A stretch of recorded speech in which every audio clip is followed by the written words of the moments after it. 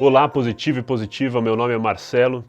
Vou me apresentar aqui pela primeira vez. Eu sou um dos idealizadores do Positivamente, agora dentro do canal, na área de membros, na área de conteúdo mais aprofundado. Eu vou entrar aqui com você para poder aprofundar a palavra, aprofundar conteúdos e poder causar a metanoia que a gente tanto fala. Eu sou obreiro na Sara Nossa Terra junto com a minha esposa.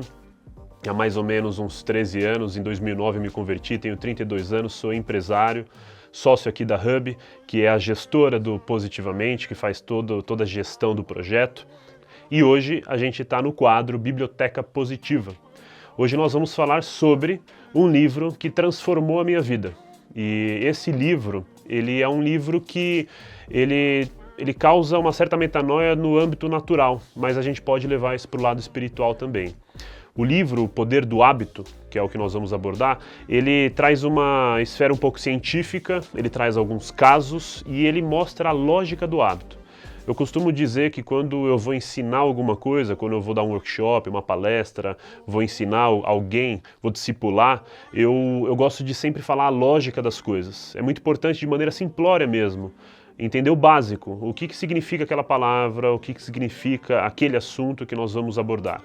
O hábito, ele tem uma lógica, e a ciência nos revela essa lógica através de vários estudos, através de muitas pesquisas. Mas também a palavra nos traz, não em si a palavra hábito, mas muitos hábitos que fazem bem para a vida do cristão. Nós somos feitos à imagem e semelhança de Deus. E isso nos traz referência que Deus é um Deus não só poderoso, mas criativo, Ele é criador, Ele faz as coisas.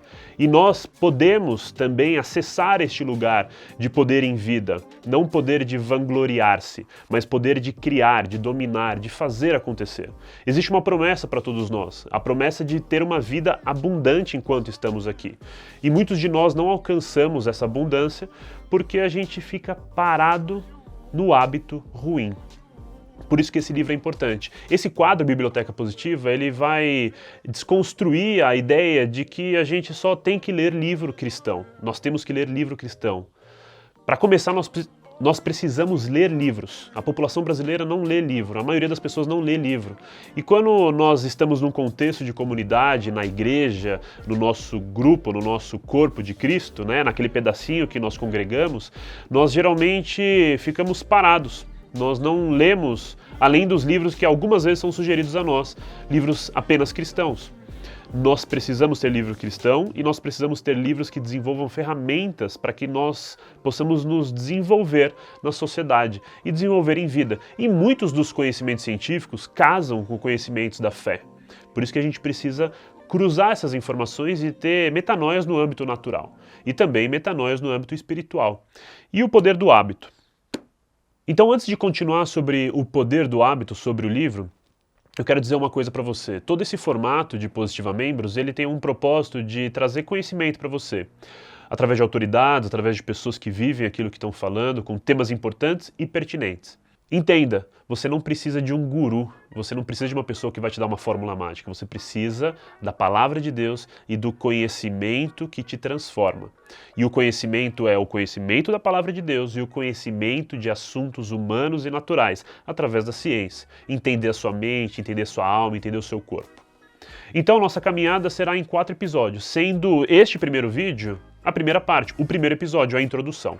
Agora que você já me conhece, agora que respeitosamente nós começamos uma relação, a gente vai começar a entender a ideia do hábito.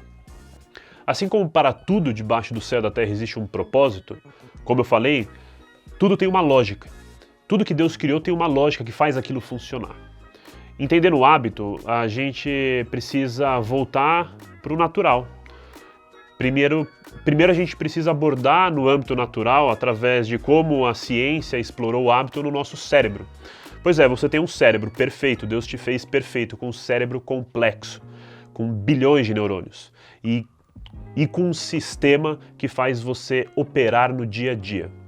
De maneira inconsciente, consciente, com seu subconsciente, você existe. Então existe uma parte do cérebro que é responsável por construir o seu hábito, por construir hábitos, chamada gânglios basais. Eu não quero me aprofundar em termo técnico nem em conceito científico, mas você precisa entender que existe uma parte do seu cérebro que é responsável por armazenar os seus hábitos. Entende o quão profundo isso é? Deus fez o seu cérebro perfeito, você tem a consciência que opera no dia a dia, que filtra as informações, que pensa nas informações. Mas hábitos são ações quase que inconscientes, são ações automáticas do nosso corpo. É quase como um plugin, se assim a gente pode dizer, ou um aplicativo que fica rodando de maneira automática dentro do seu cérebro. Quando você acorda, você não pensa se você precisa escovar o dente ou não, você simplesmente escova o dente. Quando você acorda, você não pensa se simplesmente ou não você precisa trocar roupa para poder começar o seu dia. Você não pensa se você precisa tomar banho ou não, você simplesmente toma banho. São hábitos nem ruins e nem bons. São hábitos naturais do dia a dia que operam as pequenas funções que você não precisa ficar pensando. Vamos para um hábito um pouco mais aprofundado.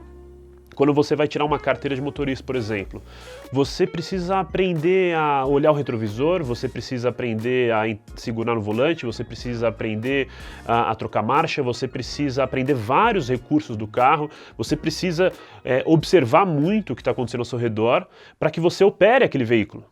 E olha que louco, no começo é difícil, porque no começo você raciocina muito, você dedica muito, você fica muito focado.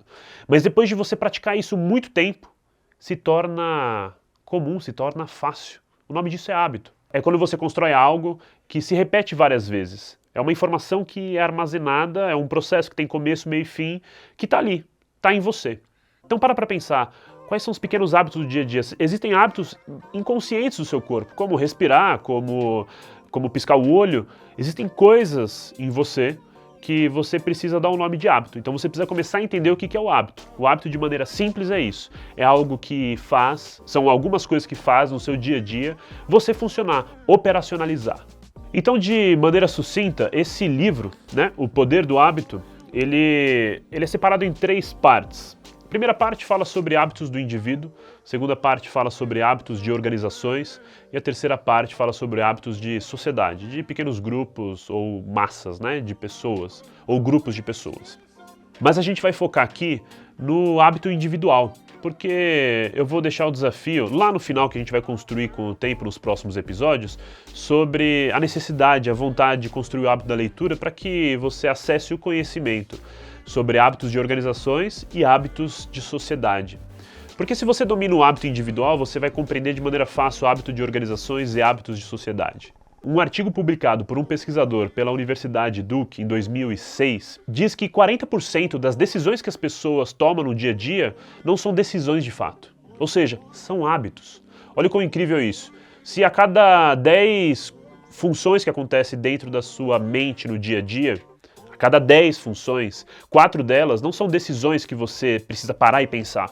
Elas acontecem, porque o hábito está operacionalizando essas funções. Então, o primeiro desafio que eu quero deixar para você é: mapeie os seus hábitos. Para agora, não continue o vídeo, simplesmente mapeie os seus hábitos. Da hora que você acorda, da hora que você vai dormir, começa a lembrar o que você faz, dos detalhes menos importantes, aqueles que passam despercebidos. Mapeie a sua semana, mapeie o seu mês talvez. Se você conseguir, mapeie. Isso vai ser bom para você. Você vai perceber quem você é, quais hábitos existem na sua vida. Se serve de dica, pode mapear por esferas ministeriais, né? Esferas como família, ministério, trabalho, vida social, amorosa, o que você preferir. Ou por dia, semana, mês, ou por esferas, para que você perceba quais hábitos existem em você. Para a gente chegar no momento final desse vídeo, eu quero refletir com você sobre um versículo que sempre me desperta muito anseio para que eu viva tudo aquilo que Deus prometeu para mim. Romanos 8,19 fala que a natureza aguarda com grande expectativa para que os filhos de Deus se revelem. Olhem a força disso, olhem o poder disso. É como se Deus tivesse criado todas as coisas no universo, desde a sua casa até a galáxia mais distante, para que você se manifeste. Mas para que isso aconteça, você precisa entender quem você é, concorda? Você precisa trocar hábitos que têm destruído e boicotado a sua vida. Porque necessariamente a gente ora, a gente vai ao culto, a gente está na igreja ou não, a gente congrega, a gente tem irmãos da mesma fé, Mas quando uma oportunidade vem, eu perco ela, porque eu tenho hábitos ruins. Ou, por mais que eu esteja numa oportunidade vivendo ela, eu não consiga me desenvolver mais, crescer mais, porque eu tenho hábitos que me boicotam. Então pensa comigo, quem eu sou? Quais são os meus hábitos? Entendendo agora de maneira simplória o que é um hábito, quais são os meus hábitos? Como eu já te disse e te desafiei, liste eles. E a proposta desse conteúdo que a gente está produzindo em relação a esse livro é que você entenda que você já foi liberto em Cristo Jesus. Você já reconheceu Jesus como o único feito Salvador. Mas e a vida abundante? Como que eu vivo essa vida abundante? Por que só alguns vivem essa vida abundante? Por que é tão difícil a maioria das pessoas acessarem a abundância? Abundância na saúde, abundância na relação amorosa, no seu casamento, abundância na sua família, você como marido, como pai, você como profissional. Por que é tão difícil acessar a abundância? Porque a gente se boicota com hábitos que são terríveis, hábitos que destrói tudo aquilo que eu vivo.